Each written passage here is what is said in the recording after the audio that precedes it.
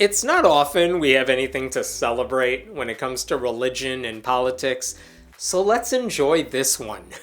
It turns out the youngest Americans are the least likely churchgoers we have ever seen, according to new data from the Cooperative Election Study and analyzed by sociologist Ryan P. Burge. This is a massive study that tells us a lot of information about what people believe. And what we learn is that not only have the percentages of non-religious people gone up within almost every generation, the bars are simply higher the younger you get. Check out this chart right here. It shows how nearly half of Gen Z, people born after 1996, has no religious affiliation whatsoever. It's 48%, up 9 points from 2016. It's an astonishing change in a very little amount of time. And I think it shows how the grip of faith has loosened over time and how organized religion itself is no longer seen as useful for young people whose lives have been upended by conservative beliefs and the loudest religious voices inside those denominations. What's fascinating about those numbers is how, even though there isn't a huge change when you look at each generation's snapshots in 2016, 2020, and 2022, Gen Z keeps getting less religious. Their bars keep getting taller. They already began tall, meaning non-religious, and yet the numbers keep going up. Even as other generations appear to be leveling off, there's no telling how much higher the Gen Z non-religious numbers will get. Burge, the sociologist who put these charts together, said, "It seems statistically justifiable to say that by the time the United States has another presidential election, half of Generation Z will identify as atheist, agnostic, or nothing in particular." Now, whether politicians will recognize that and actively try to earn our votes remains to be seen. They're so used to pandering to people of faith that even Democrats may not realize how much people are longing to hear candidates say their policies will never be dictated by the religious beliefs of certain powerful groups. We're not asking for much over here. We don't need candidates promoting atheism. We just want to maintain the wall of separation between church and state. Build that wall. I mean, this should be a no-brainer. Recently in Wisconsin, which is really the quintessential swing state right now, a liberal judge, Janet Protasewicz, won a major race for the state's Supreme Court by going all in on how she would defend abortion rights instead of tiptoeing around the issue like most judges usually do. Her opponent was the conservative Christian who opposed abortion, but just didn't want to say anything about it. When people say they will defend the rights of religious minorities and everyone else instead of letting right-wing Christian zealots dictate how the rest of us should run our lives, it's a winning argument, even in Wisconsin. I hope progressives realize that. Here's another interesting thing about the data. Just look at the breakdown of religious labels for Gen Z.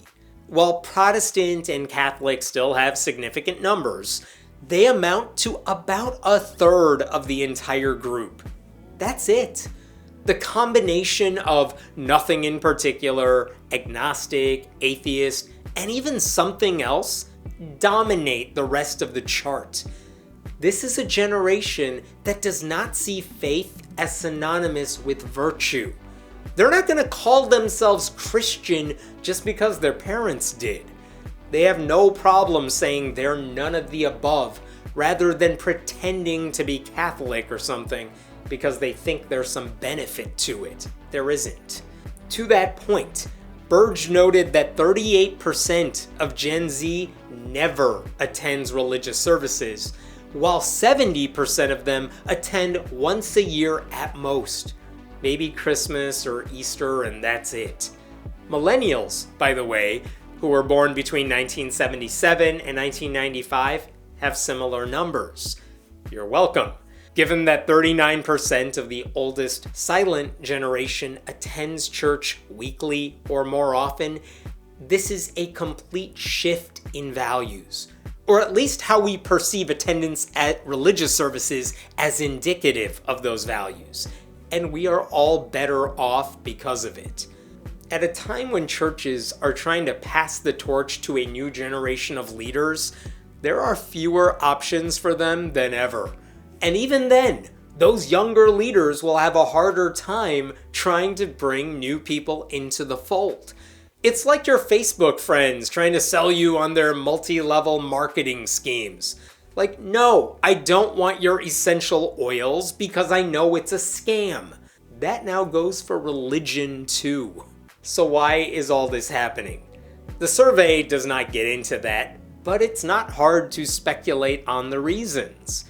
I would argue that many powerful churches, certainly the ones that get mainstream attention, are political in all the wrong ways. In general, they are anti-LGBTQ, anti-abortion, and anti-vaccine. They don't want women preaching in church, and they won't acknowledge the existence of trans people. They spread lies about sex through purity culture, and work to ban books, and oppose racial justice, and downplay our climate emergency, and demonize public schools and public school teachers, and celebrate assault weapons, and endorse right-wing candidates even when those candidates live out none of the church's supposed values. And I know that there are some big churches that don't do all those things, and even take a progressive approach on certain issues. Rick Warren's megachurch, for example, has female pastors. He's gotten in trouble for that. A lot of churches do an incredible job and lead the charge on racial justice. But by and large, these institutions cause plenty of harm in one way or another. And even when they're confronted with evidence of that harm, they use their faith as a shield, as if that makes them immune to criticism. They love gay people, but they just cannot condone sin. BS like that. Again, not every church is like this, but non-denominational evangelical megachurches, and the Southern Baptist Convention, and the Mormon Church, and the Catholic Church, they all stand behind many of those ideas. Even pastors within those groups who disagree often feel powerless to push back. And that means, on the most pressing cultural issues of our time, and the easiest moral questions of our generation, religious organizations have often taken the more thoughtless, more cruel, and least scientific paths imaginable. They have made our country a less safe place to live, especially for people who are already marginalized. They have repeatedly shown that they cannot be trusted on matters of basic human decency. There's no shortage of articles documenting their utter hypocrisy. And look, there are no doubt religious leaders who oppose all of this and who don't hold back in their criticism. Church-state separation groups and atheist groups even work with them on legal cases. But at the end of the day, even they still believe the truth lies in the same work of fiction as their religious colleagues. Not exactly an appealing pitch to a generation of people who have been inundated with lies every time they go online, and are at least a little more aware of how they're being manipulated. That said, the problem with people leaving organized religion is that they're not necessarily replacing it with anything else. We're not changing what our communities look like and believe. We are just losing communities, period. That makes it harder to connect with other people in meaningful ways, and harder to organize in many ways. As much as I would like to think people who leave church are becoming more politically or socially active, a lot of people are often just choosing isolation and nebulous online communities which don't have the same benefits. I love all of you watching this, but you are not a substitute for real-life friends. Sorry. I am just speculating, though. The good news is that we are rapidly moving away from organized religion. After decades of watching conservatives use their faith as a weapon to harm the most vulnerable people in our society, many young people have decided to ditch organized religion altogether.